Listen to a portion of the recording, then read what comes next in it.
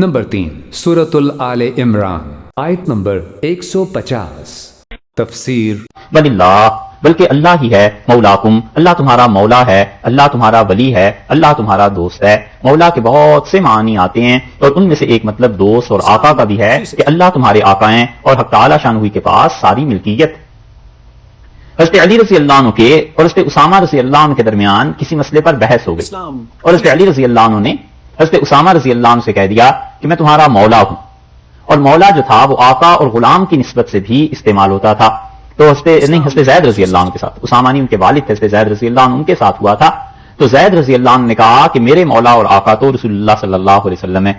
مقدمہ پیش ہوا اور حضرت صلی اللہ علیہ وسلم کے سامنے دونوں آئے اور انہوں نے اپنا اپنا موقف بیان کیا۔ تو رسول اللہ صلی اللہ علیہ وسلم نے اس موقع پر ارشاد فرمایا کہ من کنت مولا، میں جس کا آقا ہوں، جو یہ کہتا ہے کہ میں اس کا آقا ہوں، فعلی ھذا مولا، یہ علی بھی اس کے آقا ہے۔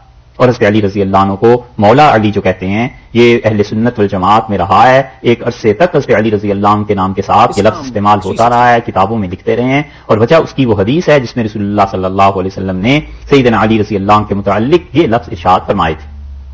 پھر بعد کی صدیوں میں غلبہ اس بات کا ہو گیا کہ یہ لفظ ایک مخصوص فرقہ اپنے لیے استعمال کرنے لگا اور سیدنا علی رضی اللہ عنہ کے لیے وہ خاص طور پر یہ لفظ کہنے لگے۔ تو اس وقت لوگوں نے کہا کہ اب اس لفظ کو اگر ہٹا دیا جائے، نہ استعمال کیا جائے تو زیادہ مناسب۔ یہ ایسے ہی ہے جیسے حضرت علی رضی اللہ عنہ کے ساتھ اب تک کہیں آپ دیکھیں گے لکھا ہوا ہوتا ہے کرم اللہ وجہہ، کرم اللہ وجہہ، اللہ نے ان کے چہرے کو عزت دی، اللہ نے ان کی شخصیت کو عزت دی۔ حضرت علی رضی اللہ عنہ کے ساتھ یہ لکھا ہوا ملتا ہے۔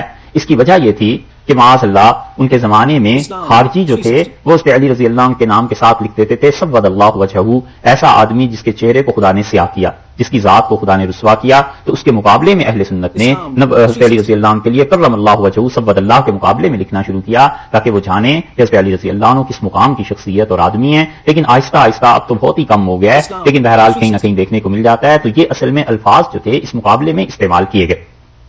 اللہ تعالیٰ نے فرمایا بل اللہ مولاکم، اللہ تمہارا مولا ہے، اور رسول اللہ صلی اللہ علیہ وسلم نے خود اپنے لیے بھی مولا کا لفظ استعمال کیا۔ اسی وجہ سے یہ جو آج کل کہتے ہیں مولانا یا مولوی، یہ سارا اصل یہی لفظ ہے۔ مولانا کا مطلب ہمارے آقا، مولوی ذرا زیادہ کی قریب کی نسبت ہے، یعنی میرے آقا، اور مولا کا لفظ اللہ کے علاوہ غیر کے لیے استعمال کیا گیا۔ حضرت عبداللہ ابن عباس رضی اللہ عنہ کو بعض صحابہ رضی اللہ عنہ نے کہا کہ انت مولانا، حضرت آپ ہمارے آقا ہیں، آپ ہمارے والی ہیں، آپ ہمارے دوست ہیں، اس معنی میں۔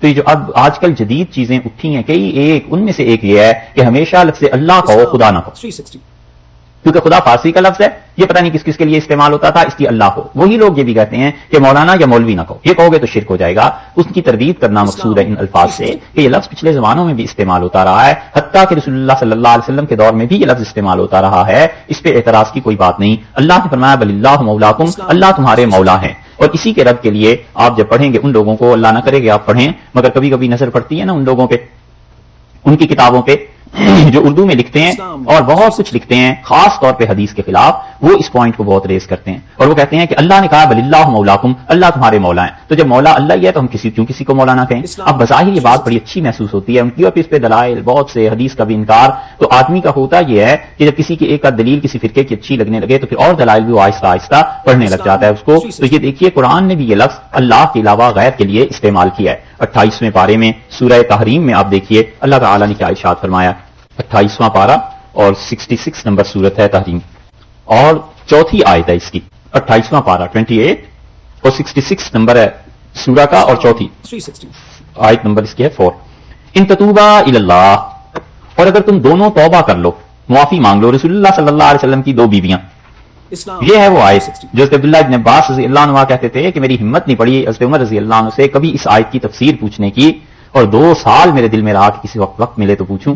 اور پھر وہ حج کے لیے جب تشریف لے گئے تو میں ان کو وضو کرا رہا تھا اور میں نے دیکھا وہ بڑے خوش تھے، تو میں نے کہا کہ اس آیت کی تفسیر کچھ بتائیں گے، یہ 2 کون تھیں؟ تو انہوں نے بڑے تعجب سے مجھے دیکھا اور کہنے لگے وہ عباس کے بیٹے کو ابھی تک اس کی تفسیر نہیں پتا، اور پھر یہ سارا قصہ انہوں نے سنایا۔ ان تتوبا، حضرت حفصہ اور حضرت عائشہ رضی اللہ عنہا 2 خواتین ہیں، اگر یہ دونوں توبہ کر لیں، رجوع کریں اللہ کی طرف، فقد صغت قلوبکما، اور تم دونوں کے دل ایک طرف کو ہٹ گئے ہیں، وان تظاہرا علیہ، اور اگر تم رسول اللہ صلی اللہ علیہ وسلم کا مقابلے میں کوئی بات کرو گی، فان اللہ، سو اللہ، یہ ترجمہ آگے آپ ہی کیجئے، ہوا مولا وہ مولا ہیں وہ اس کے، یعنی رسول اللہ صلی اللہ علیہ وسلم کے۔ تو کیا ہوا کہ اللہ مولا ہے رسول اللہ صلی اللہ علیہ وسلم کا، وہ جبریل، اور جبریل وصالح المومنین اور نیک ایمان والے، والملائکۃ بعد ذلک ظہیر، اور اس کے بعد جو ایمان والے ہیں وہ اور جو فرشتے ہیں وہ سارے کے سارے ان کے مددگار ہیں۔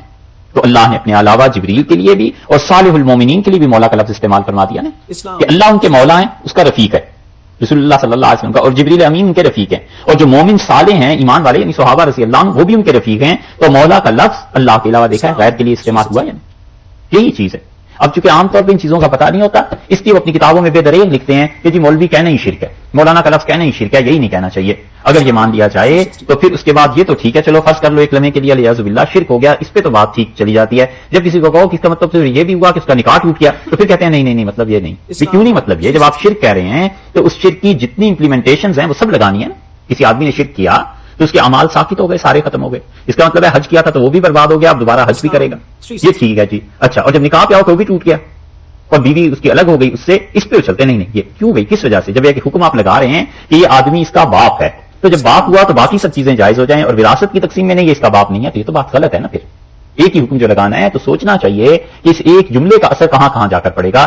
اس لیے یہ جو بہت زیادہ تحریکیں اس قسم کی چلی ہوئی ہیں اور حدیث کا انکار اور قرآن پاک کے ایک لفظ پہ اس طرح کرنا کہ مولا اور مولوی کا لفظ یہ جائز نہیں، غلط بات ہے۔ اللہ نے فرمایا اس مقام پہ وللہ مولاکم، بلکہ اللہ تمہارے رفیق ہیں، اللہ تمہارے مددگار ہیں۔ کافروں کی اطاعت تم کیوں کرتے؟ اس لیے کہ ان کے یہاں غلبہ ملے، اس لیے کہ کافروں کے یہاں عزت ملے، اس لیے ان کی اطاعت کرنا چاہتے ہو کہ کافروں کے یہاں تمہاری باتوں کو سنا جائے اور تمہیں اہمیت دی جائے۔ ان سب باتوں کو چھوڑ دو، اللہ تمہارا مددگار ہے، اللہ تمہارا ولی ہے، وہو خیر الناصرین، اور اللہ سب سے اچھا نصر کرنے والا ہے، اللہ تعالیٰ سب سے اچھا مدد کرنے والا ہے۔ ایک جگہ اللہ تعالیٰ نے فرمایا ہے خیر الراحمین وقل رب اغفر وارحم، اور آپ اللہ سے دعا مانگا کیجئے اور یہ کہیے پروردگار ہماری خطاؤں کو معاف کر، ورحم اور مجھ پر رحم کر، وانت خیر الراحمین، اور اللہ تو سب سے اچھا رحم کرنے والا ہے۔ یہاں فرمایا وہ خیر الناصرین، اور اللہ سب سے اچھا مدد کرنے والا ہے۔ تو کافروں کے مقابلے میں جب اللہ سے تم تعلق جوڑو گے تو اللہ کی مدد تم پر غالب آ جائے گی، تمہارے ساتھ آ جائے گی، اور اللہ کی مدد جب تم پہ غالب آ جائے، تمہیں لپیٹ لے اور مدد کی چادر تمہیں اپنے اندر چھپا لے، تو کافر تمہارے مقابلے میں پٹیں گے۔ کیوں کافروں کو نقصان پہنچے گا؟